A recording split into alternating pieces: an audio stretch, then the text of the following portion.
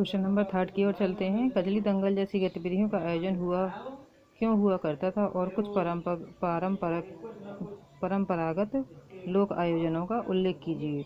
तो आज़ादी से पूर्व की ये कहानी है। तो आज़ादी से पूर्व हम कह सकते हैं यहाँ पर कि आकाशवाणी है, दूरदर्शन है, सिनेमा घर जैसे साधनों का विकास नहीं हुआ था। मनोरंजन के साधन हमारे पास नहीं थे। रोज़ की रोज़ की दिनचर्या से थक कर इंसान को भी थोड़ा बहुत आराम चाहिए होता था, या ये कह सकते हैं कि मनोरंजन की इच्छा हुआ करती थी। और उस ज़माने में ज़्यादा साधन ना होने के कारण कजली दंगल जैसी गतिविधियों का ही आयोजन होता था। लोग शिकार करने जाया करते थे। पूर्वी उत्तर में प्रदेश में इसके गायन के अवसर पर भीड़ जुटा करती थी।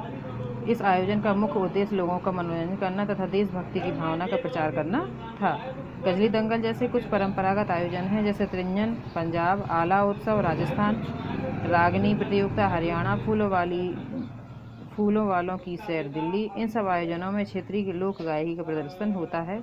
लोग गायकों में इन्हें बढ़ चढ़ कर भाग लेते हैं। हमारे यहाँ जैसे छतरपुर का जो आपका रेडियो स्टेशन है वो काफ़ी प्रचलित है। लोक गायन हमारे यहाँ भी होता है। रात रात भर जवाबी कीर्तन वगैरह होते हैं। ये सब उसी की देन है। क्वेश्चन नंबर 4 है। दुलारी विशिष्ट कहे जाने वाले सामाजिक सांस्कृतिक दायरे से बाहर है, फिर भी अति विशिष्ट है। इस कथन को ध्यान में रखते हुए दुलारी की चारित्रिक विशेषताएं देखिए। यहाँ पर दुलारी की चारित्रिक विशेषताएं लिखनी है, तो हम पॉइंट वाइज लिख सकते हैं और पैराग्राफ बनाकर भी लिख सकते हैं।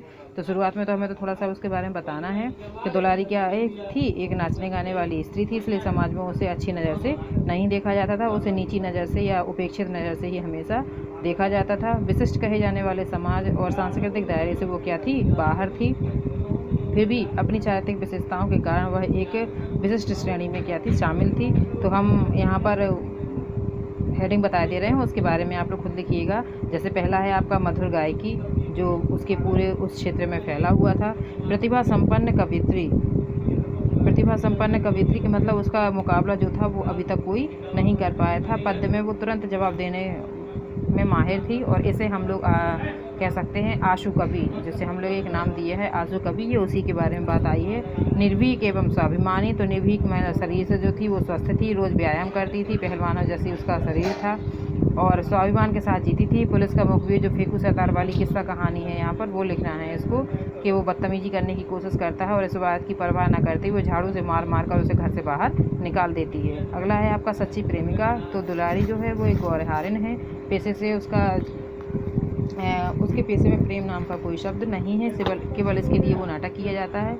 मतलब प्रेम नाम का क्या है, उसके लिए केवल जीवन में एक नाटक का ही स्वरूप है, बाकी वास्तविकता नहीं है। लेकिन टुन्नू और दुलारी के बीच का जो एक दायरा है वो कहीं ना कहीं कला के रूप में बढ़ा हुआ है, और टुन्नू ने दुलारी की कला से प्रेम किया है। वो कला उसे इतनी भा गई कि उसे पता ही नहीं चला कि कब टुन्नू दुलारी को तो प्रेम करता था, ये स्पष्ट था, लेकिन दुलारी कब टुन्नू को पसंद करने लगी ये उसे भी पता नहीं चला, और लास्ट टाइम पे आखिर उसने स्वीकार कर भी लिया।